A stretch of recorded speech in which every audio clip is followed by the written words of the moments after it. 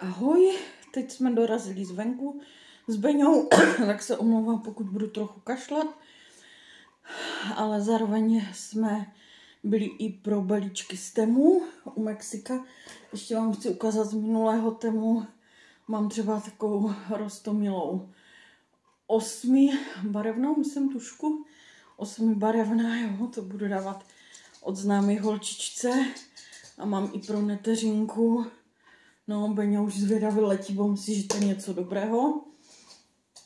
A taky, co mi přišlo, ještě minule, tak je mikina. Jo, taková, to moc nejde vidět. Možná potom někde na fotkách, je to na zips, 2 kapsy, kapuce. Na šňůrku je fajn. Mně se zdá, že byla v pánském, je vevnitř trochu zateplena. Já jsem si dneska brala, počasí se mi zdálo pěkné, ale není ještě až takové teplo. Takže teď jdu už ale na ten balíček. Omlouvám se, budu to chvíli šustit, protože to budu stříhat. Ale já, když bych to nenatočila hned přímo, jak to vybalu, tak bych to už zase rozdělila, kde to patří, jak ty minulé balíky, a už bych to zase nenatočila. Takže je tu takový talířek, jakoby na dobroty, na ovoce, na oříšky, jo, na stůl. Je to plast, to jsem s tím počítala. Byl tam ve 3 pastelových barvách, takže takové jako jenom něco na ďubnutí pro návštěvy, nebo tak, kdyby přišly. Ceny nevím, jo, to si nejsem jistá. No, už mám s Mkem, a protože já mám 2 křestní jména, Miluše, Ruth, tak jsem si i s Rkem pořídila tady tu kosmetickou taštičku. Někde, když pojedu třeba k Segře, tak si tam nějaké věci dám moc pěkné. Fialovou já miluju, takže fialová je krásná. Co tu ještě máme? Ano, ještě jeden zase příčesek na vlasky. No, máme on to pěkně balík, ať se to do takové síťky. Jo, je to v takové ochranné síťce, ale jinak to je takhle, jo. To se dává na copek, na culík. Takové jsou tu hřebínky, které zahaknete ze spodu a z vrchu, jo, na ten culík. A máte takový copek. Takže to jsem tam ještě měla a myslím, že by tam měla být ještě jedna věc. Ano, na tu jsem se těšila, ta je taky určena na cesty. Opět zašustíme. A jsou to cestovní štěpce. Jo, takže protože vždycky jsem brala ty svoje velké a to, jak jsem tam uviděla, říkám, na cesty já většinou nejezdím na hodně noc někde, jo. Jenom když jsem bývala v nemocnici, tak to jsem si balila normálně, že to větší balení, ale třeba na 1-2 noci k Segře mi tady to úplně bohatě bude stačit. Je to na oči, je to na tváře, jo, jeden si můžeme vytáhnout, jo. Prostě úplně to bude stačit, ta ručka. Takže skvělá věc.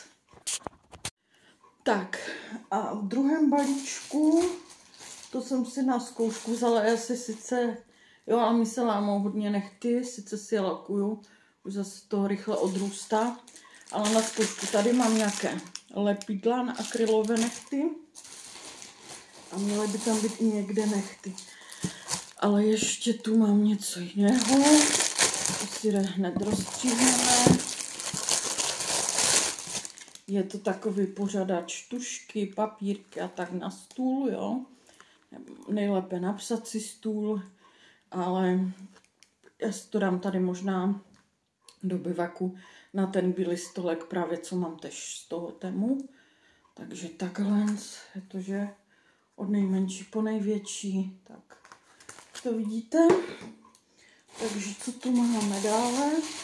Dále objednala jsem si nějaké baťušky, protože já mám hodně kabelek, ale batoh mám jenom jeden a pořád ho nosím, protože na ty záda, jak mě dost bolí, tak pro mě je lepší batoh. A právě tady takový podobný už mám akorát ten můj, tam má ještě takové to ouško přes rameno, tady tento nemá. Ale to nevadí, jo, takhle. A super je, že ta hlavní kapsa je vzadu. Takže když tam dáte peněženku a dáte si to na zada, tak se vám tam nikdo nedostane. Tady si můžete dát jenom kapesnička, takové věci, které tak nepotřebujete. Ale nevím, je tady, že to je i na ucho. Aha, vidíte, ono možná bude vevnitř, moment, ať je neobviním nepravem. A já jsem si to říkala, ano, takže tady s takovým potiskem a tady nějaké Beauty 1987, ano, takže je to mladší než já, ale už dost retro, ale přesto, takže je tam, jo, takže je to vevnitř a je to fakt fajn, jako já jsem s tím baťuškem moc spokojená, akorát, aha, tady ten má jednostranný zips, takže to musíte, ten můj měl dvou strany, že jsem to třeba tady zapínala. Baťušku tu mám více, takže vám je hned všechny ukážu. Tady máme další, černá klasika, takzvaně. Jo, ten je takový trošku jiný materiál. No ale ten je pěkný, má zase stříbrné ty. To je fajn. Je takový menší, ale není špatný. Má zase hodně těch kapsiček, to se mi líbí. Že když tam člověk rozvrhne ty věci nějak, si dívám tady šňůrka, tak tu si odstřihnu. To se běžně stává, že tak tam chudáci v těch továrnách to šijou narychlo. Ale je to fajn. Tady má i na boku kapsičku. Tady má kapsy, jo. Ten je klasický, takže na tom si musíte dávat větší pozor. Jo, tady se dívám. Něco tu šustí někde, ale můžu přijít na to kde. No, asi to nějak vycpané. A nebo to šustí ten batoh, tak. Jo, on asi šustí, no. Tak jo, no, tak je takový šustivý. Tak možná, že on nepromokne, že bude takový do deště i. Uvidíme. Uvidíme, buď si ho nechám, anebo ho pošlu někde dál. To ještě uvidím. Nejsem z něho tak odvařen, ale špatný není. Špatný není, budu o něm uvažovat, zase černá se hodí ke všemu. A ty ostatní mají většinou zlaté zipy. Tady ten jediný má stříbrné. No, takže. Ano, tady máme první nechtičky. Jo, takže tak, ukážu vám. Jo, uvidíme. Jsou to vždycky 2 sady nechtů. Uvidíme, no. Nebo dokonce více, tam jich je myslím 24. Myslím, že jo, asi když by jeden, protože každý má jinak trošku široké nechty, takže ještě tak trošku se vám to zblízka ukážu. Takže takhle uvidíme, no nemám s tím zkušenosti, říkám, jenom tak z legrace jsem si to vzala. Aha, tady ty vypadají už, že budou kvalitnější, nejsou takové ulamovací, jsou takhle. V krabičce, tak to vypadá pěkně. Takže ty jsou takové. Potom tu máme další věc, ta by měla být hodně odolná, i třeba kdybyste sahali do horkého tuku údajně, aby vtahovali třeba s tím bramburky, hranolky nebo tak, jo. Ale já to mám primárně hlavně na těstoviny třeba. Nebo tak, i když většinou si je slívem, ale prostě na zkoušku jsem si to vzala. Mělo by to být nějaké odolné a já jsem s těma jejich věcma tam do kuchyně spokojená. Takže to tam máme. Potom na zkoušku jsem si vzala natačky, občas si ráda natačím vlasy, takže dlouho už jsem žádné neměla, tak jsem si vzala tady 10, mi to většinou stačí. Takže tak. Tady máme další nechtičky, ty jsou ulamovací zase nějaké. Jo, takové.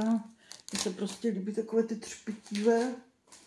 Ano, tady zase jedna super pomůcka do kuchyně. Dá se to samozřejmě sehnat i u nás. A když jsem tam ty věci házela do košíku, jo, je to na to koření. Když třeba vaříte svíčkovou nebo vyvar, koření dáte do toho, zaklapnete a pak nemusíte vybírat pracně. Stará známá věc. Tady máme další celou sadu. Jo, těch pinetky, gumičky a ty donutky na vlasy. Jo, od nejmenších po největší. Takže pro mě je taková fajn věc. Tady máme další nechtíky, typická Francie, klasika. Jo, taková pěkná.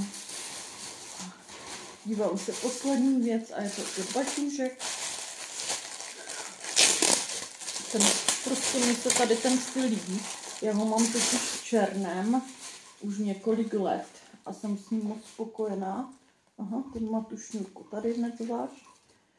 A ten je takový béžový. Já jsem myslela teda trošku jiný, že bude, ale je takový béžový, klasický a zase jo. Tady ten mám přímo, ten mám v černém. Prostě. A dívám se, že se stříbrný. A Beňa vás ke konci zdraví. Takže on dneska celý den je nějaký takový uštěkaný. Teď jsme byli spolu, jak říkám, venku, tak tam počíchal si. Ještě to tady zacvaknu. Tak jde takhle se to dá dát i přes rameno. Nebo to, kdo chce tady za to chytit. A nebo prostě klasicky na záda. Takže jako fakt s baťuškama jsem spokojená, hlavně s těma dvěma, co už mám a co je znám. Tam ten mě akorát trošku vadí, že tak šustí. Jinak by bylo super, protože zase černý, to je klasika, že? Takže to no. Takže to je všecko, no, z tému. Chtěla jsem vám ukázat nějaké ty věcičky, co mám, co jsem si tam koupila. Takže uvidíme, snad vás toho třeba něco zaujme nebo inspiruje. Já osobně ten svůj baťužek, co mám ten černý, co mám teď podobné, tak ten jsem koupila třeba tady v Čechách, jo. To asi někdo ve velkém nakoupil si v Číně, dovez to tady a nakoupila jsem ho tež, jo. Ale říkám, mám už ho, no možná i 2 roky a jsem fakt spokojená. Nikde se mi neníčí, netrhá, akorát ty světlé, no uvidíme, no, ty se budou víc špinit. Bude víc vidět, ale zase, když to budu střídat a na léto je zase pěkné, já mám na léto rada takové světlé barvy, že. Tak jo, svědíme nos, to bude host nebo zlost, jak říkala babička. Takže doufejme, že ten host nějaký. Tak jo, tak přeju hezký den, všechny zas zdravím tady, holky. Zdravím Evičku, se mi slíbila, že natočím to tému, protože já to většinou fakt vybalím, rozdělím a nestíhám a tak dneska jsem na to myslela, ať to natočím, ať taky vidí, co jsem si koupila. Tak jo, tak ahoj, zdravím všechny a hezký den.